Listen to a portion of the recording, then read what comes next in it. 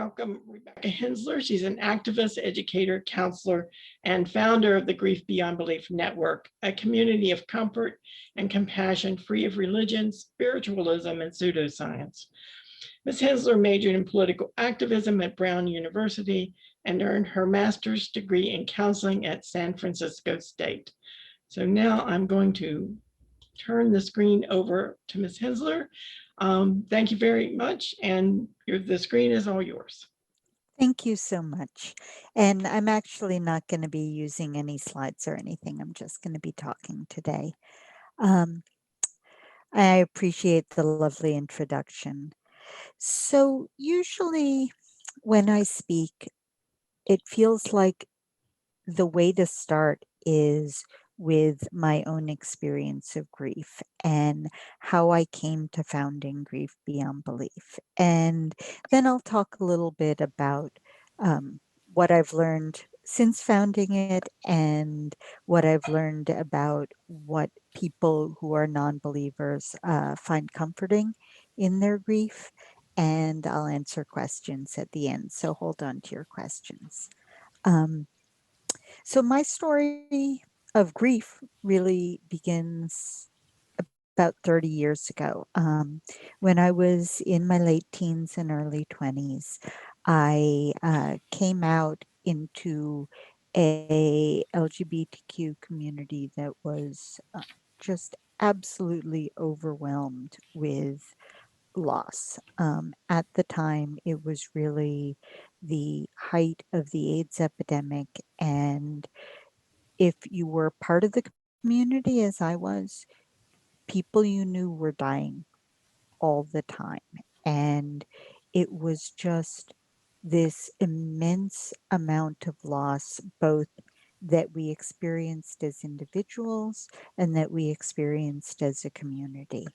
And my memory of that time is really of not grieving, but of how much we turned our loss and our grief into anger and political action. And there's a lot to be said for that.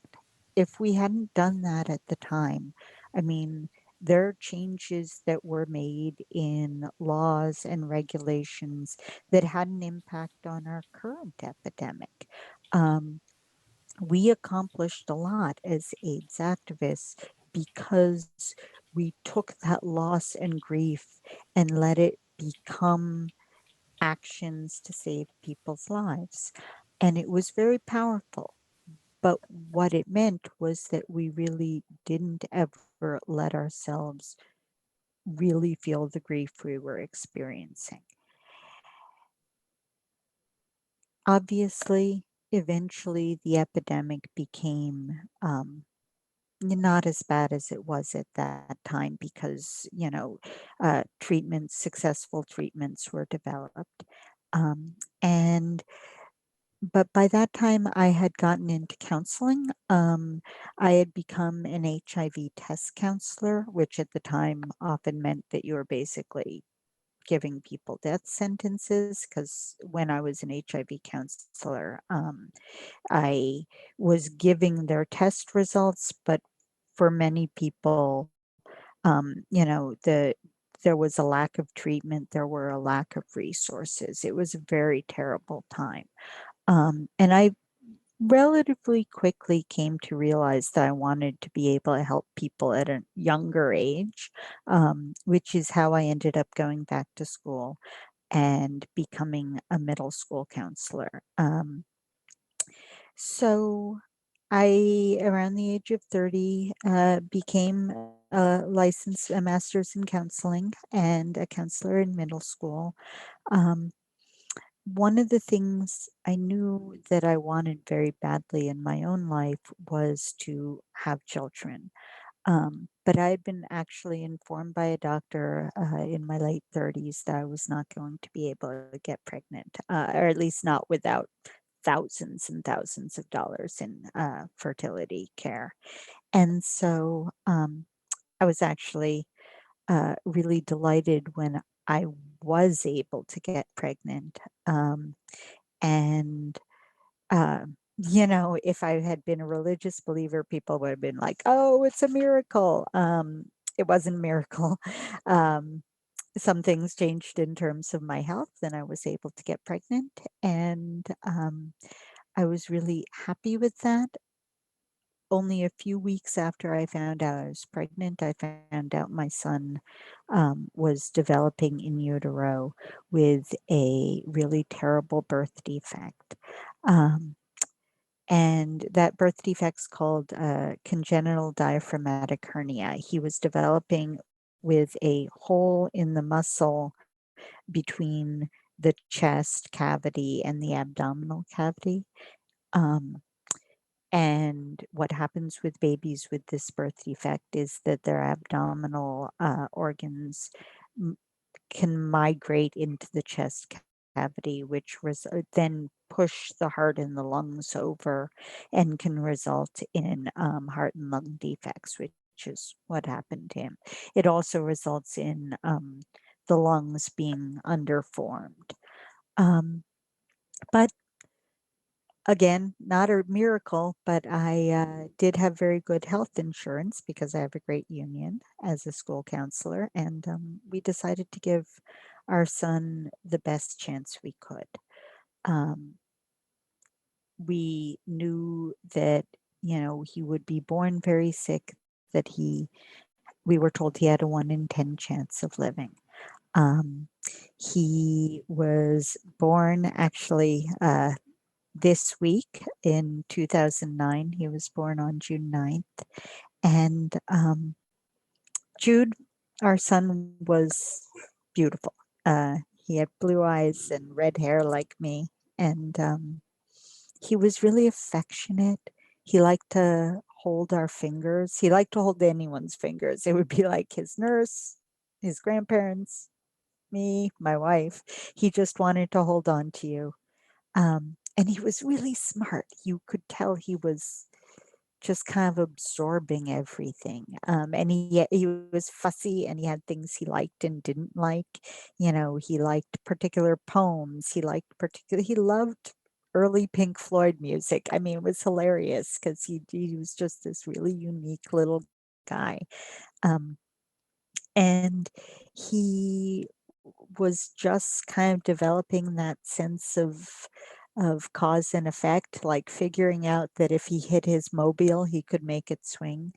Um, in the last few weeks of his life, his lungs did not develop to keep up with the rest of his body, and so um, our son died when he was 90 days old in my arms. And that's sort of where this all starts, right? I was in a lot of pain for a long time. Grief is very strange. Those first weeks, I was like, oh, I can handle this. But a few months later, um, I was really struggling. Um, and I started reaching out for support, and I discovered that there was this thing called online grief support. And it had never really even occurred to me that there was such a thing. Um, there's an organization called the Compassionate Friends, and they've been around 60 years. Obviously, they haven't been online 60 years, but by 2009, when I was sort of in the depths of my grief, they had a really strong online on Facebook presence, where basically any time of day or night you could go to their Facebook page and post about what you were going through, and someone would respond with some kind of comfort, and it was amazing. It because grief doesn't pick and choose its time. Sometimes it's 1 in the morning when you can't stop crying, and being able to reach out to people who, because Compassionate Friends is specifically for people who have lost their own child or a grandchild or a sibling.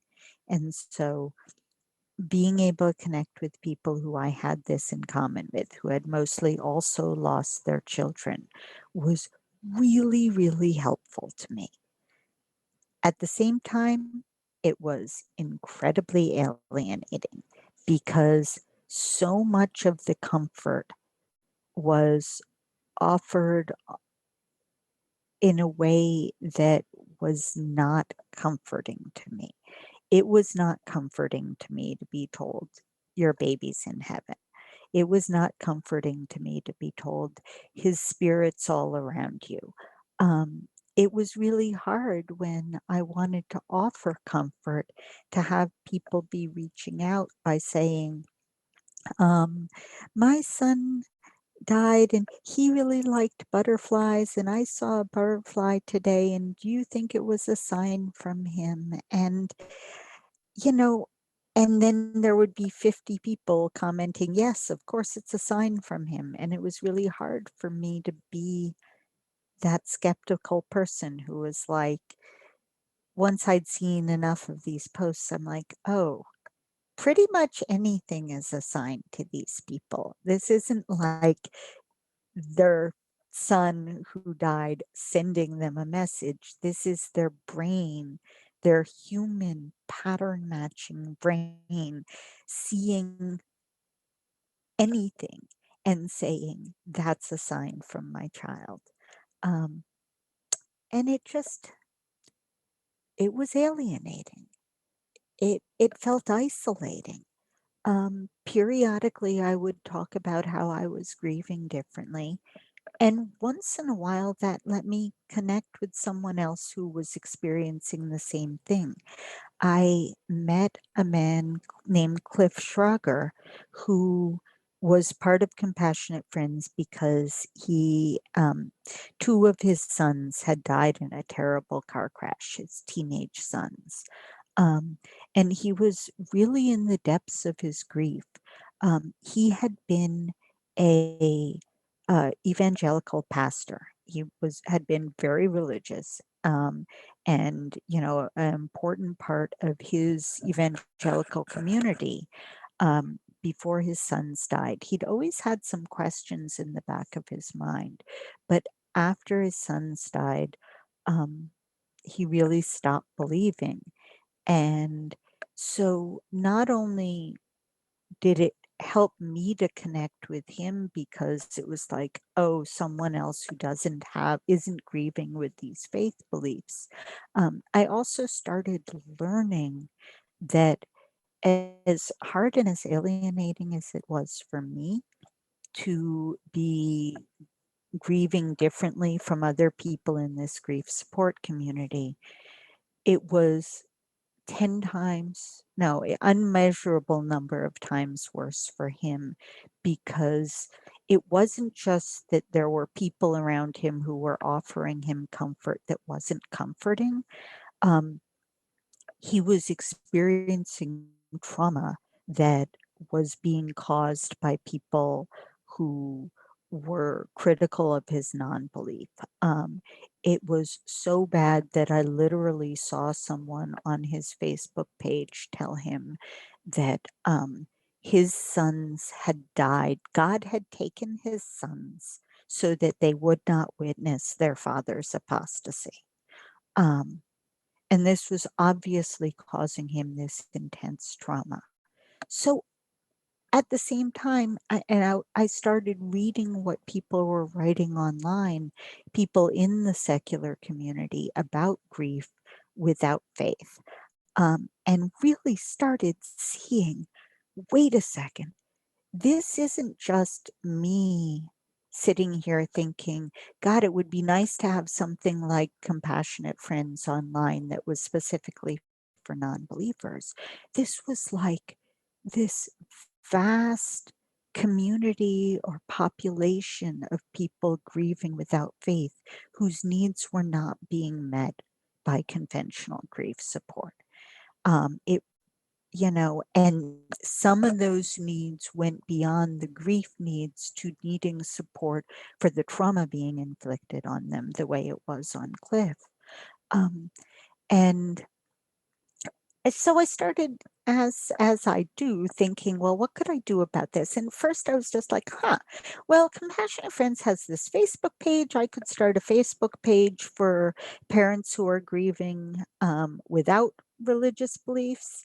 Um, and I talked to a friend of mine about it, and who's also in the secular world, and she was like, Rebecca, it's not just grieving parents. It's like, this is a thing that is needed. Um, and I spent about a year kind of hoping one of these other people who was writing about this and thinking about this, just hoping someone else was just going to step up and start this thing. It was not my goal in life to, you know, be the founder of secular grief support. I just kind of felt like there was something I needed that I wasn't getting. And things were getting kind of harder at Compassionate Friends for me. I mean, I'm never going to forget the night where this one particular woman who was grieving for her own adult daughter who had died said, "Oh, I'm sure that my daughter who died is holding your baby in heaven until you get there." Um, and all I could think was, um, considering the neonatal death rate in the world today, the odds that your daughter is holding my baby, and I mean, even if this was true, why would your daughter be holding my baby instead of one of the other like thousands of babies who have died recently? And so the cognitive dissonance was becoming a real struggle for me. And the thing about comfort, if you think about the word comfortable and divide it up, what you really get is able to be comforted. And cognitive dissonance is not a state in which one is able to be comforted when you're feeling so um, just so off and misunderstood all the time. And so I really did start thinking, maybe I'm the one who needs to make this happen. I'm an impatient person. That's what it comes down to. And when no one else seemed to be doing anything about making secular grief support happen, I just started thinking, okay, so what's this going to take? It's going to be a Facebook page. That's the easiest way to do this. What will I need? Well, I'll need people who will let other people know that this exists. And luckily, I had a lot of contacts in the world of secular blogs and secular media. And um, and I started thinking, we're going to need some rules. What would the rules have to be? So on, oh my God, is this exactly? That was funny. Oh my God. Um, 10 years ago, on June 19th, I founded Grief Beyond Belief as a Facebook page. And seriously, even though I'd put out the word, I put out a little press release to all these bloggers, and I knew there were a lot of people who were going to blog about it the day we went live. Um, I honestly thought 50 people would join, you know, eventually. I didn't. So within a couple days, there were 100 people on the page, and they'd already started posting about their own grief and posting things in support of each other. I was just sort of amazed. And when within a week, 1,000 people had joined, yeah, I was overwhelmed by how much unmet need there was out there for secular grief support. Um, and I very quickly began learning, because this was, I didn't have any experience in this. I'd run a grief group for high school students when I was a counseling intern. I'd done a little reading about grief, but grief was not, my wheelhouse at the time. And so it was really a learning experience for me.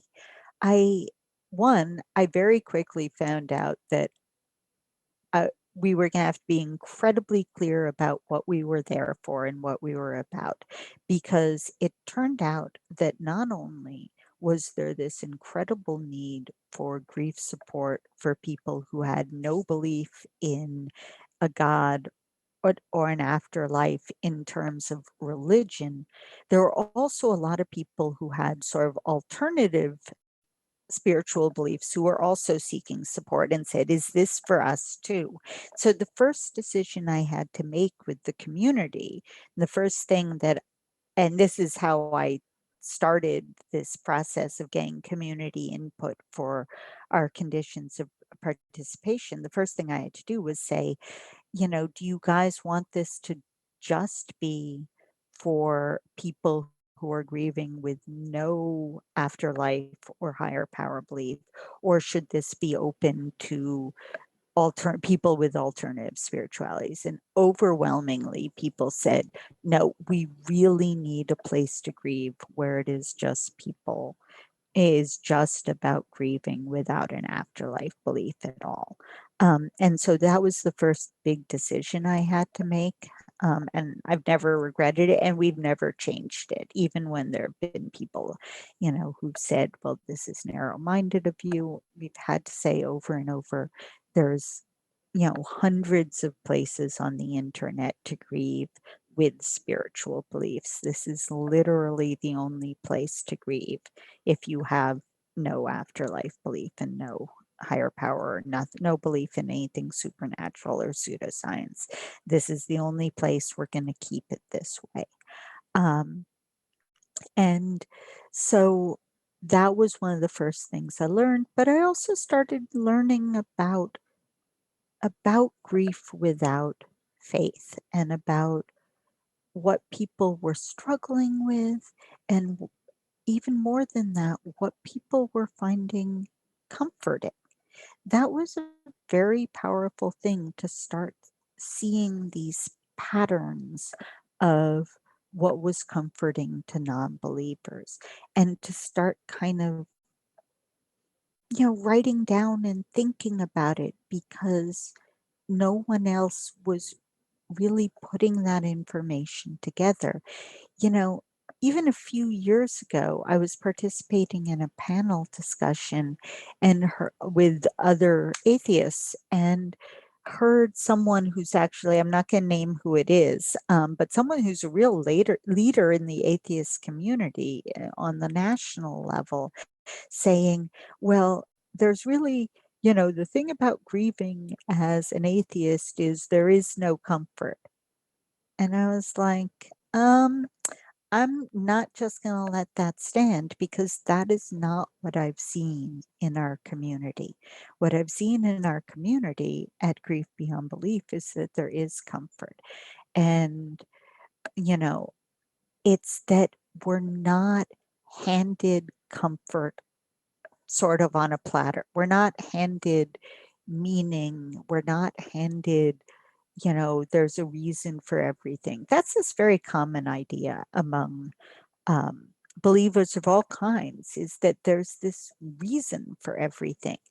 And, obviously, if you're thinking there is a reason for everything, it's physics and biology and chance. I mean, of course, there are reasons for everything, but there isn't someone with a plan. And I find that more reassuring than distressing.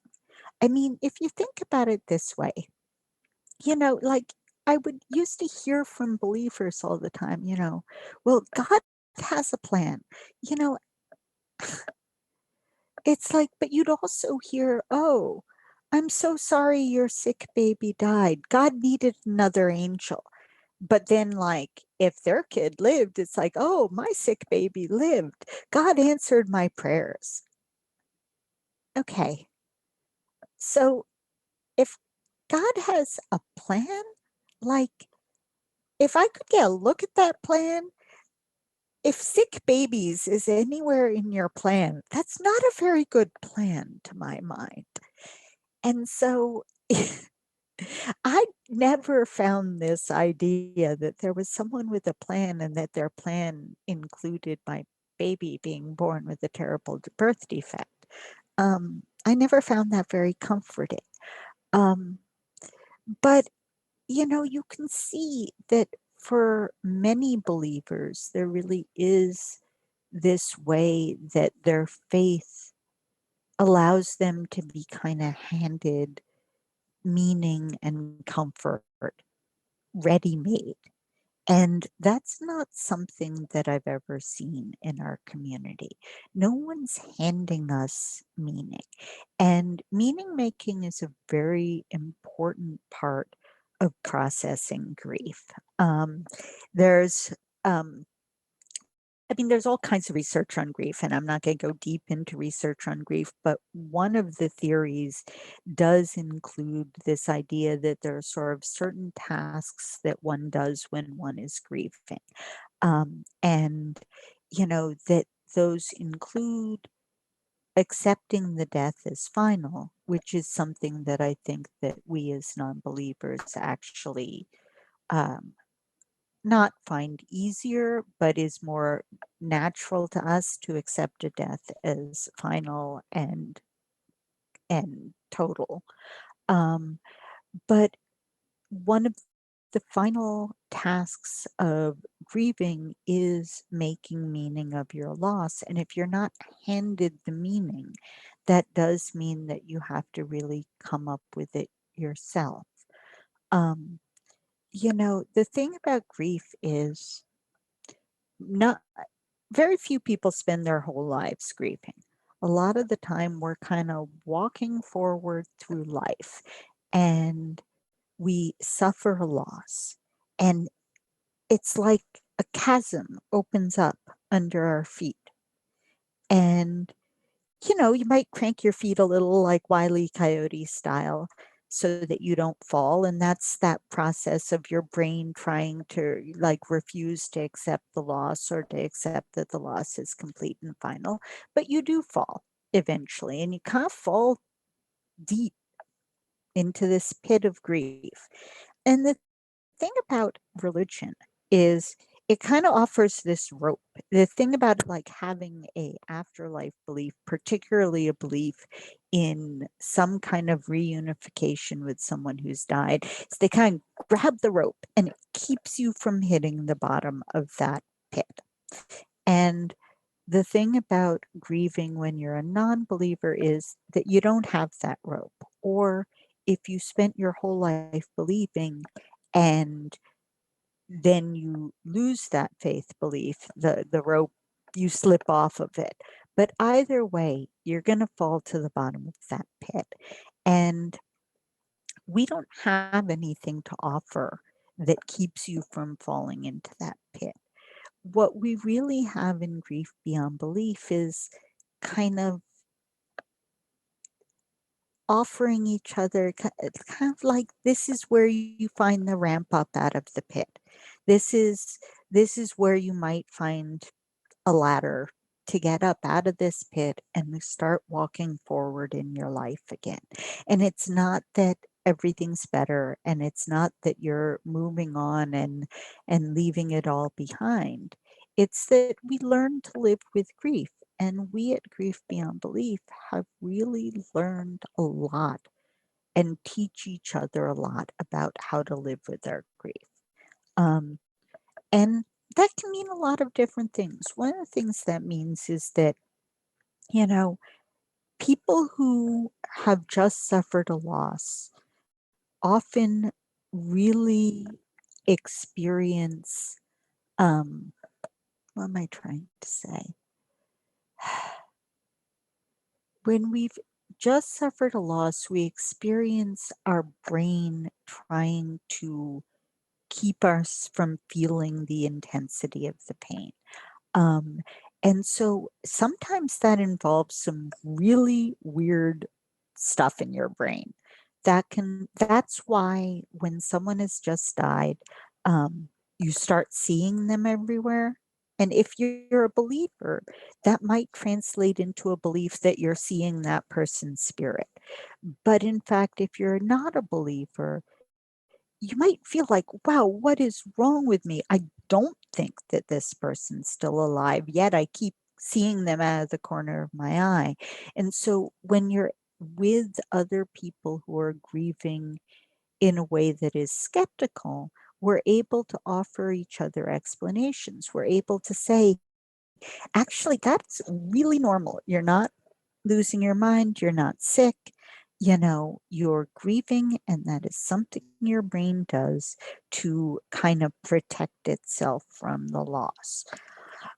We're also able to just help each other understand the strange things you do in the depths of grief. Um, so, yesterday in Grief Beyond Belief, um, in the community, we're just having a conversation. Someone was talking about saving, oh God, they were talking about saving their loved ones' dirty clothes and how they felt like, what the heck am I doing? I am literally saving dirty clothes. I am the and and then but they said, is anyone else saving something kind of weird? And I was like, um, I literally saved my pregnancy test. Yes, it's a stick that I peed on, but it's like one of the last things of Jude that survives is this thing that told me that he existed. And so that's comforting to each other to know that we're all doing things that otherwise might seem out of the range of normal behavior. The things we do to protect ourselves, like, you know, someone was mentioning in Grief Beyond Belief about avoiding the baby aisle in the pharmacy. And I'm like, yeah, I did that for months and months and months. That isn't abnormal. And so sharing some of those ideas is, that can be really comforting so that people understand it's not just them. We also, started learning about how much storytelling mattered. And once you realize that giving people an opportunity to tell stories about their loved ones is really important, you start seeing, oh gosh, that's really hard on people whose, you know, whose baby died because there are so few stories. And, for people who are grieving miscarriages, it's even worse. There's like no real story, but learning things like, you know, everyone named their child or thought about names. And just like learning what are things that you can ask someone the story of, that if anyone is grieving the death of their baby, asking her about her baby's name you know, um, and how they came up with their baby's name is really, can be very comforting. Um, you know, and so we just started learning what helped. Um, the other thing that happened with Grief Beyond Belief is it grew and it grew and it grew. Um, we eventually started a website because I was on the regular publishing links to research about grief, people writing about secular grief, both people writing about grief that was specifically about grieving as atheists and other non-believers, but also people writing about grief in a way that was just neutral and didn't mention faith beliefs.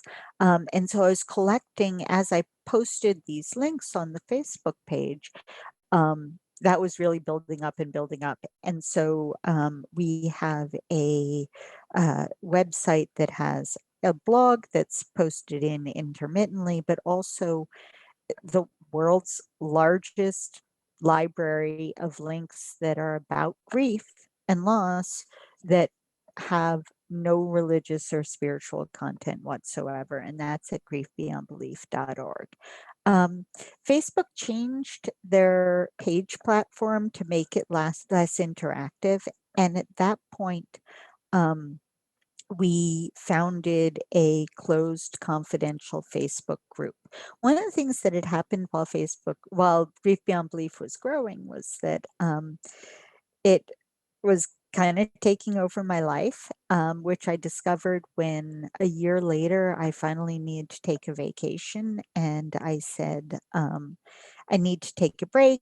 I'm not going to be able to be monitoring this page. I'm going to be driving all over southern Italy. And a woman named Nita Jane Grayson popped up and said, hey, I am a moderator at another online group.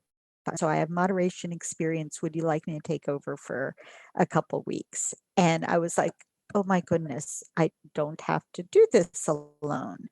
And Nita became one of my closest friends, even though we've never met, and she lives in Australia.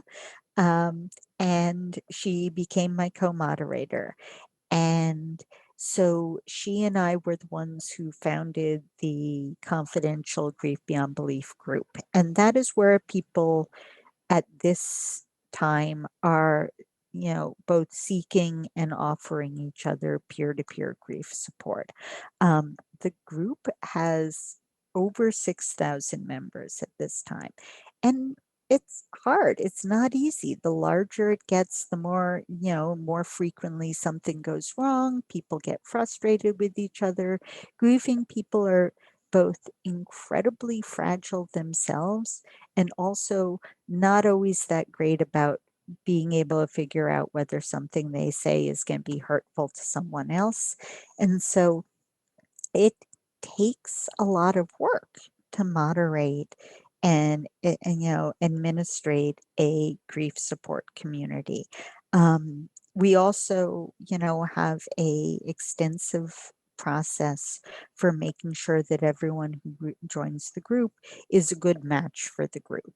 Um, and that doesn't mean they have to be a particular kind of person. We don't have like politics you have to have or anything like that. Literally, it's just a matter of, are you grieving without belief in any kind of afterlife or higher power for a human loved one?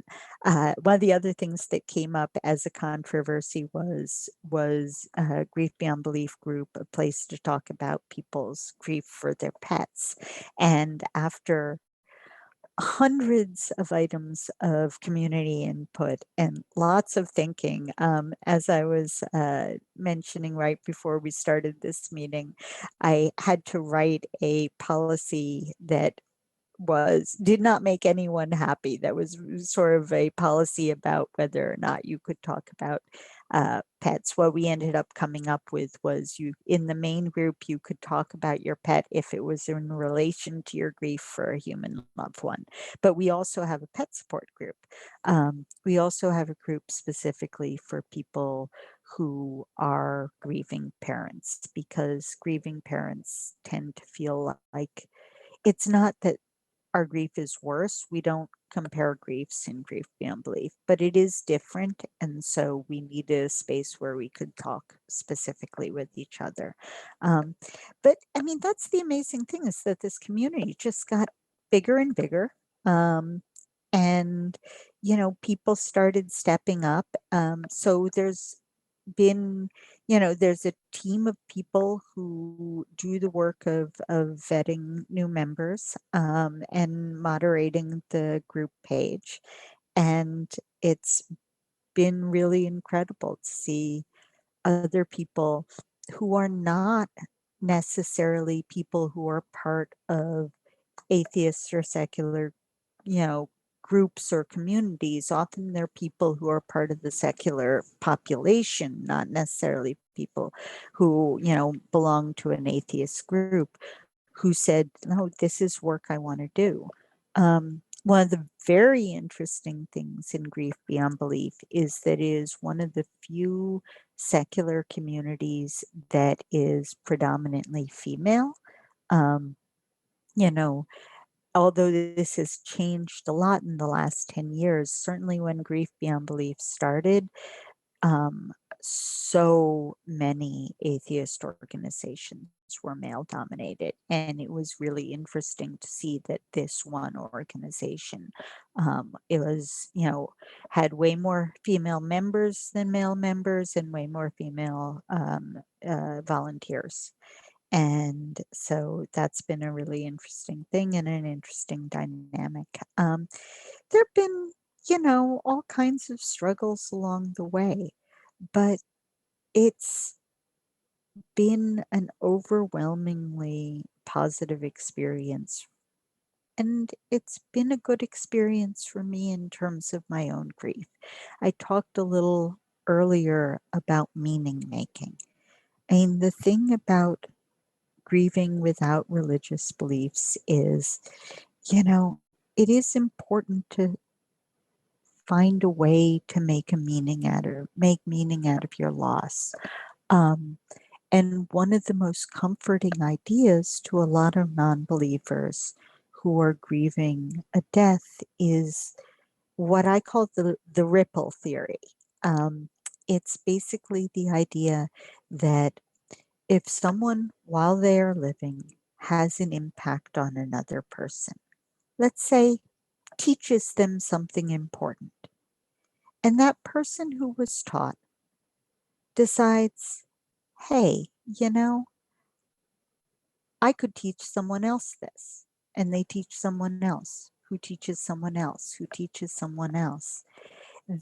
Even after the original teacher has died, they still live on, not in some mystical, magical way. They live on in a very practical way in anything that happens in the world that would not have happened had they not lived. And so this comes all the way back to my son, Jude. If Jude hadn't lived, Grief Beyond Belief wouldn't exist. Maybe someone else would have started it. And it would be different and it would be wonderful, I'm sure. But Grief Beyond Belief wouldn't exist as it is now had this little baby boy not lived for 90 days. And so even though he was tiny and even though his life was short, he's had an impact on thousands and thousands of people. And to me, no one can ever say his tiny little life was without consequence or his tiny little life only meant something to his family. This little guy changed the world just by being, and just by being as loved as he was and as missed as he was after he died. Um, and so to me, that's what I've learned from Grief Beyond Belief more than anything else is that we can learn to live with our own grief. Um, and that we can help each other learn how to live with grief, and that it is easier to live with grief together than in isolation. And I do have to say, one of the things that has been hardest for people that I've observed in this past year is grief in isolation, um, and the trauma that has been experienced in this past year. Um, and so the work has become harder, but it, but having a team helps, and having people like you all who say, hey, we'd actually like to learn a little more about this makes a difference too. Um, and one of the things that's been really great in the past 3 or 4 years has been that I've started having opportunity to talk to not just atheist and other non-believer groups about grief, but to talk to people who are doing professional grief work about how to serve our community better. Because that has been up until now entirely missing from the training and education that people who do professional grief work, like hospice workers and grief counselors, while they learn plenty about this is how to serve the Catholic population, and this is how to serve Jewish people, and this is how to all the different faiths, somehow we've been ignored. And so having the opportunity to tell people who are going to be doing grief support, this is what we need from you. This is what my community is asking of you, has been also very powerful. Um, and so the work goes on. And I really, I sometimes think about what this means for me. Am I going to do this for the rest of my life? And one of the things that's been really amazing is seeing Grief Beyond Belief become a community and a team. It's not just me and my Facebook page and, and nothing else. It's become something that I think is sustainable and powerful for the secular world. Um, and that's about it. I'd like to take questions now. I'm going to look at chat, which I can never do while I'm talking. Well, thank you so much. That was such a sad and wonderful story. It brought back a lot of memories for me because when the AIDS crisis hit, I served on the first AIDS crisis line here in Florida, and it was so hard because so many young men at that time, it was mostly young men calling, were kicked out of their homes and abandoned by their family. And that fortunately there were people who picked up the slack and gave them support, but I just can't. And that, what really got to me was when you said the woman who said God's punishing you for by taking your sons, basically is what you're saying. I'm so appalled that anybody would say that to someone. Yeah, I was honestly, when I saw it, I was utterly shocked. And because it's different being told, hey, you don't really understand how bad it is grieving surrounded by believers, and seeing it like with my own eyes, like, oh my God, did someone really just say that? How Yeah, would you say that to a grieving father? Yeah, yeah, to anyone. I just can't even. right. So much for Christian charity and Christian compassion, but that's a different story. So we'll open it up to questions. I am glad to see that the community is growing. It's sad that it has to grow, but it's part of life, and we Right. have to learn how to cope with a lot of that loss, because it's not easy. Uh, but I'm so glad that there is something there, that there is someone there, some group there that can offer that. And Thank you. Eileen, did you want to say something?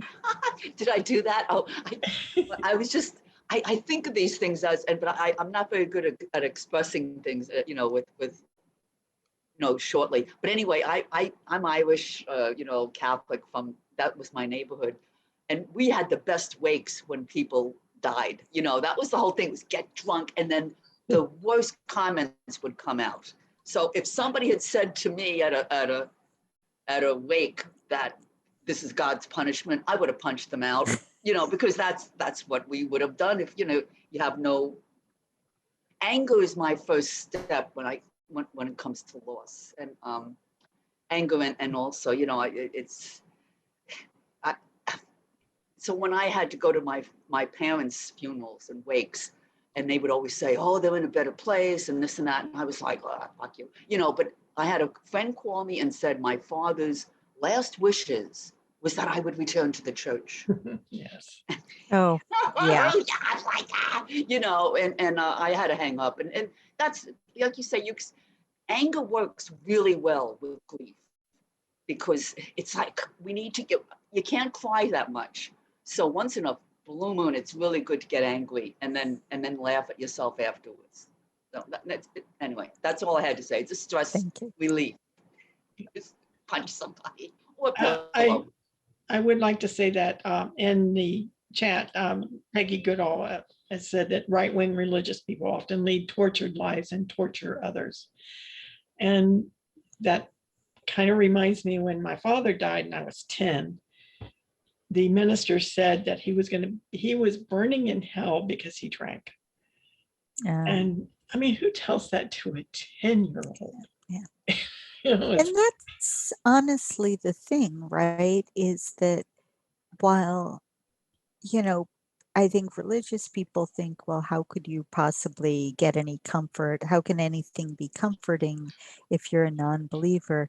People forget that there are some real benefits from grieving without, we do not experience that, you know, that struggle over, is my loved one in heaven or is my loved one in hell? And that's actually a real positive. You know, if you don't raise your kid with a hell belief, they're never going to worry that, you know, someone who died is in hell or that they're going to go to hell.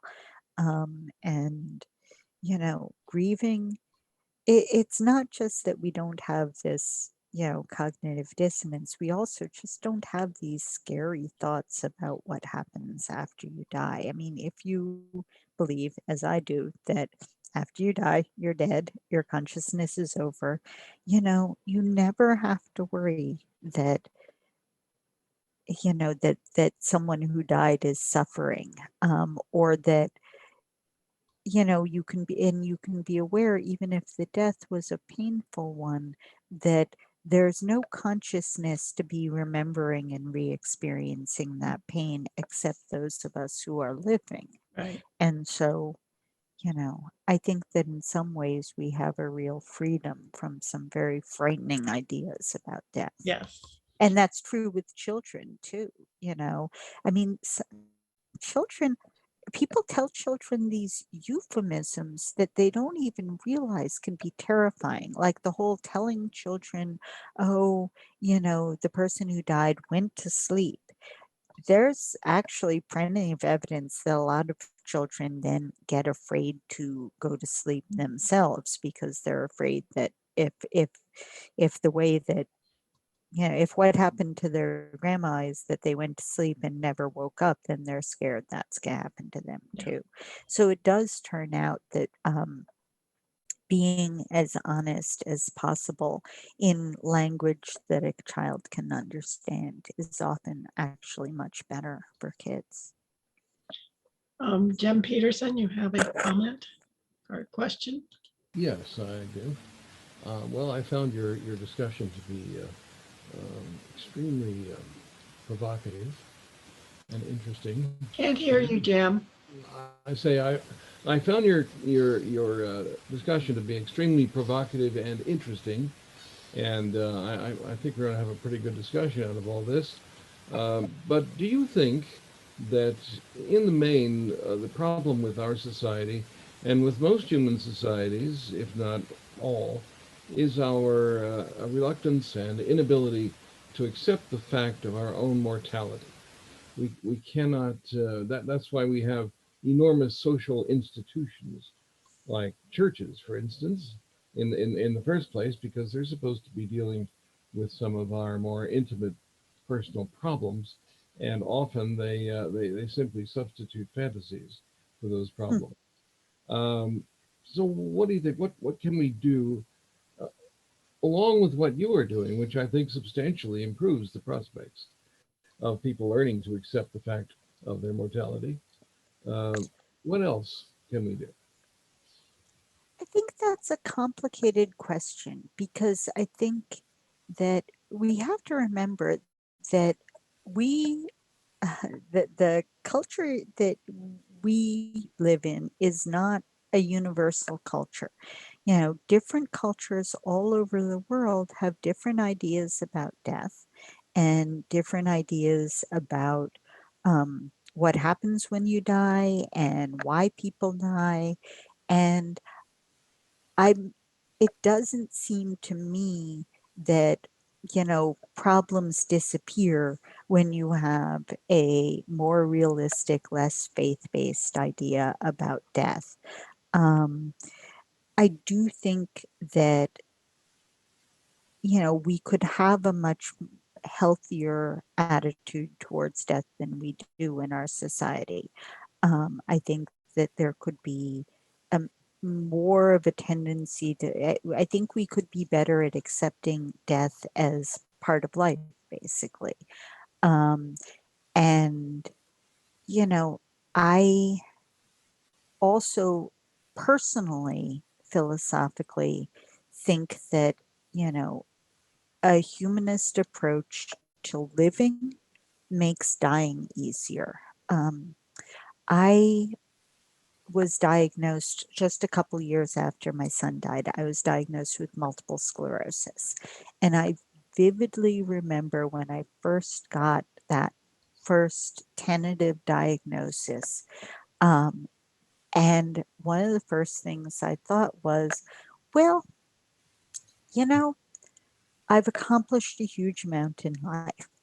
I've done things, at this point, I had already been a school counselor for 10 years. I'd had an impact on, hundreds of children in various ways, big and small. Um, I had a very wild youth when I did all the things, like, did a lot of just wild things, taking risks, doing things people told me not to do just because I could, uh, breaking rules because they were rules.